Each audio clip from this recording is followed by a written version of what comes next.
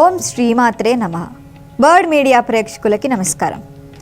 నవరాత్రుల 6వ రోజు ఈరోజు ఆశ్వయుజ శుద్ధ షష్ఠి నాడు విజయ కనకదుర్గమ్మ లలితా త్రిపుర సుందరీదేవి అలంకారంలో భక్తులకు దర్శనమిస్తుంది.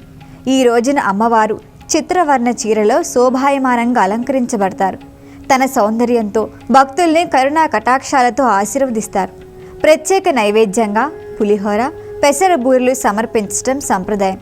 లలితా త్రిపుర సుందరీదేవి మణిద్వీపంలో నివసించే శ్రీ విద్యారూపిణి. ఆమె అలంకారంలో దుర్గమ్మకి ఇరువైపులా శ్రీ మహాలక్ష్మీదేవి, సరస్వతీదేవి విరాజిల్లుతారు. ఇది భక్తులలో విశేష ఆనందాన్ని కలిగిస్తుంది. త్రిపుర త్రయంలో 2వ శక్తిగా ప్రసిద్ధి చెందిన ఈ అమ్మవారు త్రిమూర్తుల కంటే పూర్వశక్తి కావటంతో త్రిపుర సుందరిగా ఆరాధించబడుతున్నారు.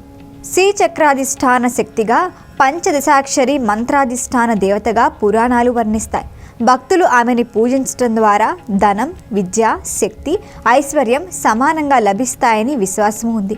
కేవలం భౌతిక సంపద మాత్రమే కాకుండా ఆధ్యాత్మిక శక్తులు కూడా అనుగ్రహమవుతాయని నమ్మకం.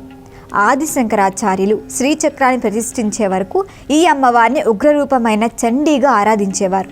అయితే శ్రీచక్రం స్థాపన తర్వాత ఆమె పరమ సమంత స్వరూపిణిగా లలితా త్రిపుర సుందరిగా పూజింపబడుతోంది.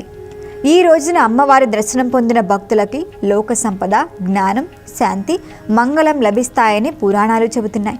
ప్రత్యేకంగా నవరాత్రుల 6వ రోజు లలితా త్రిపుర సుందరి అలంకారంలో దుర్గమ్మని పూజించి ఓం శ్రీం హ్రీం క్లీం ఐం లలితాయై నమః మంత్రాన్ని జపించేవారు అన్ని రకాల అడ్డంకులను అధిగమించి సకల శుభఫలాల్ని పొందుతారని నమ్మకం. అమ్మవారి కటాక్షంతో సౌఖ్యం, సౌభాగ్యం, ఆనందం జీవితంలో నిలిచి భక్తులు విజయపదంలో ముందుకు సాగుతారని విశ్వాసము ఉంది. మరొక ఎపిసోడ్లో మరొక అలంకారంతో కలుద్దాం. చూస్తూనే ఉండండి బర్డ్ మీడియా. ఈ వీడియో కనుక మీకు నచ్చినట్టయితే లైక్ చేయండి, షేర్ చేయండి, సబ్స్క్రైబ్ చేయండి. అలాగే పక్కనే ఉన్న బెల్ ఐకాన్ని క్లిక్ చేయండి.